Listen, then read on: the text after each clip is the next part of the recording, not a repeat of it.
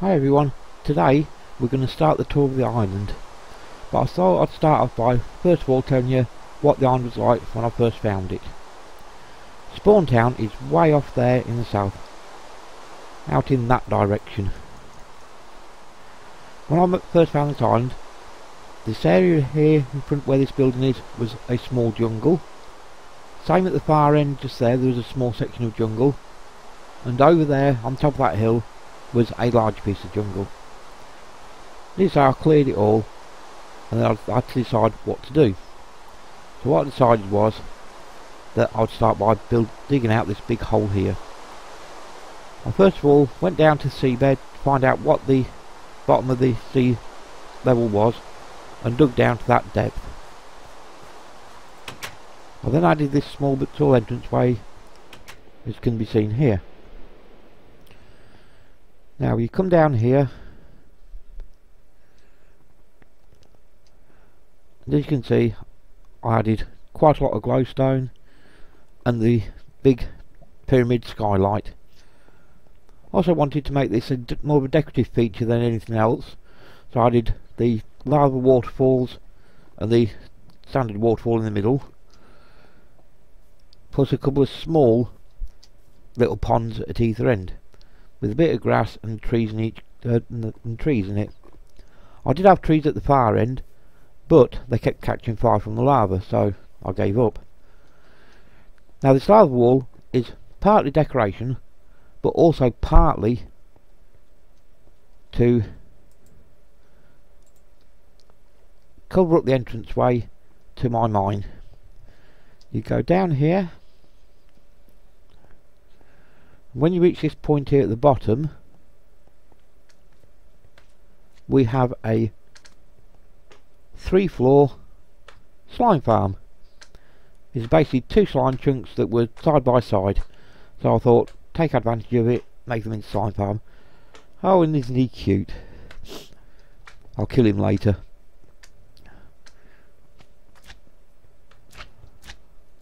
Oh, looks like the Big Daddy's around somewhere as well.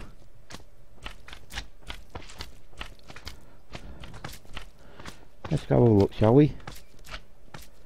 Oh yeah, there's Pops. Oh, don't worry, we'll kill you as well later. So we then proceed down here, and here we have the 3rd floor of the slime farm, which again has several slimes in it. And here we also have my strip mine. Each one of these tunnels goes for I don't know how many blocks in that direction. The amount of resources I've gained from it, incredible. But then also you carry on down here and we find steps up there. Now this was a cave system, but I thought, I know, I shall pretty it out a bit, and that is what I've done, because this then leads through to this room here. Like I say, there's a small enchanting room, and this here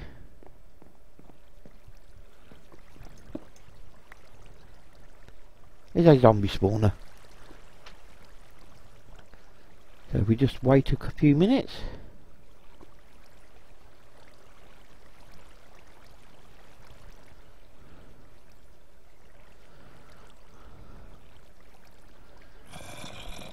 There we go. And place this back here, and I've sort of built a little water lift system there. This takes the zombies up as far as I could possibly get them, then transports them along a small tunnelway along there, where they are then deposited over time down here. Unfortunately, due to height restrictions, I couldn't get them to be one-hit kills, as can be seen, but with a decent sword, not a problem. So, and then to dispose of any of the rotten flesh that you don't want, I put a small lava pit in, just so you can throw anything you don't want into there. So now we'll go back up to the courtyard,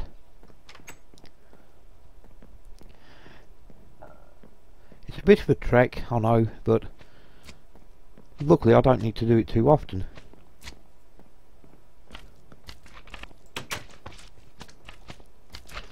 Sounds like the slimes are enjoying themselves. Hey buddies, I'm about to kill you as well later. So we then carry on back up to the beginning.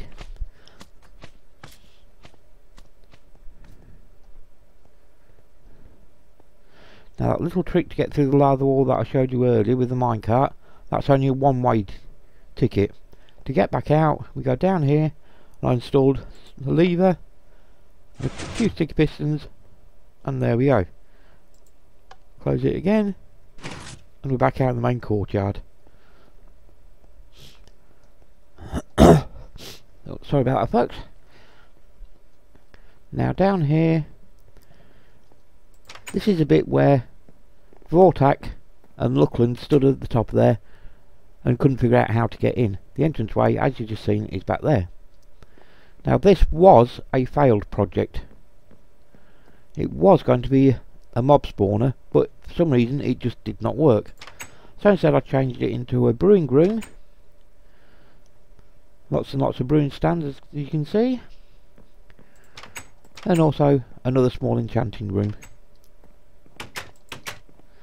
And then we go up this ladder here, and what would have been the main area for the mob spawner, I changed into a small mushroom farm. Red's on one side, brown's on the other.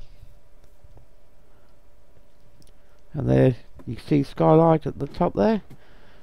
From the outside, that's the building you can see sticking out of the ocean with the mushrooms on top. And just one last part to show you in this episode, because I don't want to overrun too long. Go back out here, and this was the second part that I built within there, and as you can see, this is my chest storage room. Quite an extensive setup, but I still haven't yet got round to allocating chests to every item. In here I'll just keep sand, dirt, and that wall there, pure cobble in all those. Then we come back down here, you can see I've got an anvil, crafting benches set into the floor so that there's always handy. And in here we have a wall of furnaces, which is all the furnaces that I used when making all the glass for the projects that you'll see later. So if Luckland, if you see this, this is where I produced all the glass. And then have here, as the sign says, Airport 1000's design office. Basically just a little office where people can think that I've designed all the blueprints and that. I've even got a chest for building designs and blueprints, and a little fake filing cabinet with a small light that turns on and off as when required. So we then go back out here,